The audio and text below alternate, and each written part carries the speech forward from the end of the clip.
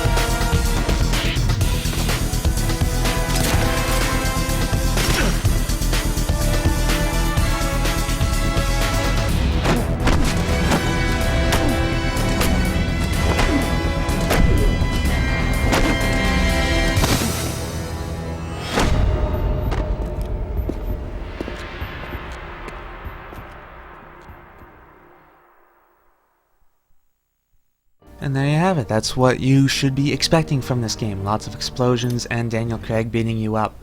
Here is the main menu for the game. Fairly typical for a first-person shooter main menu. There's the multiplayer. It has your local 4-player split screen and Nintendo Wi-Fi option for up to 8 players to play Wi-Fi. I might show that off later. We're going to be making a new game for this file. It has, when you make a new game, you have the option between 4 difficulties. We're going to be playing Operative, naturally. I mean, it's only supposed to be, well, I'm just kidding, of course. We're going to be going with 007 Classic. The biggest difference between 007 Classic and 007 is your health meter, not the enemy's. And 007 and below, Operative and Agent, it will be your typical Call of Duty health marker thing where you just get shot a couple times, the screen starts to turn red, so you hide in the corner and suck your thumb a little bit. In 007 Classic, you're going to get the classic Goldeneye health meters. On your left is your health meter, and on the right is your body armor. Now, if it hasn't been obvious already, I'm going to be playing with the Nintendo Wii remote, the Wiimote, and Nunchuck. I've heard that the best option is the classic controller, but I don't actually have that, so I'm going to be going with this instead. It's actually pretty easy to, well, not easy, it takes a little bit of getting used to, but it's pretty good if you ask me. I kind of like it. Much better than a regular controller. You could use the GameCube controller if you wanted to, but I don't really like that at all. It's a little too stiff for me. Here we are at the usual, typical introductory shooting range, getting you used to all the different controls here. With the Wii remote, you can, well, aim like a mouse, basically. Don't quite know where I was going with that. My settings are a little sensitive. That just happens to be how I like to play it as. The closer your reticule gets to the edge of the screen, the sooner you start moving and the faster you start moving. We're just dicking around with the P99 right now. This game's PP7. And here are a bunch of different guns that we can use. The A-Nova DP3, AK-47, Torca 13, and the Cygnus 9. I don't think we're going to be seeing the A-Nova DP3 again for a little while, so let's show that off right now. I don't know which gun to compare it to in GoldenEye N64.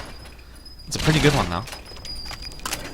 I haven't played a GoldenEye 007, it's for the 64 rather, in a while, so I can't really remember a lot of the guns off by heart. Well, that's enough of that. And here's the Torca T13. Might as well just show that off.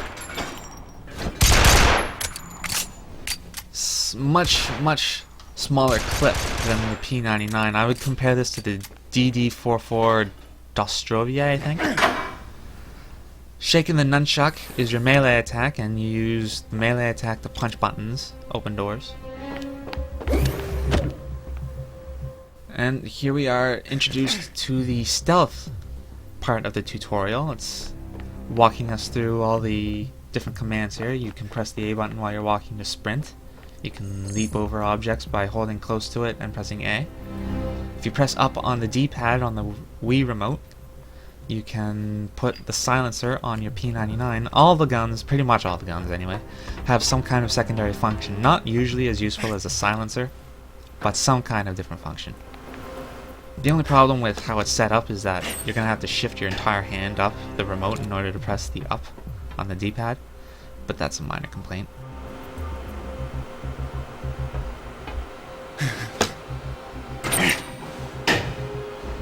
So here we are having our first real live target right here.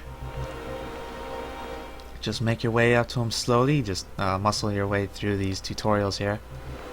Just go up to him and melee him once you're close enough.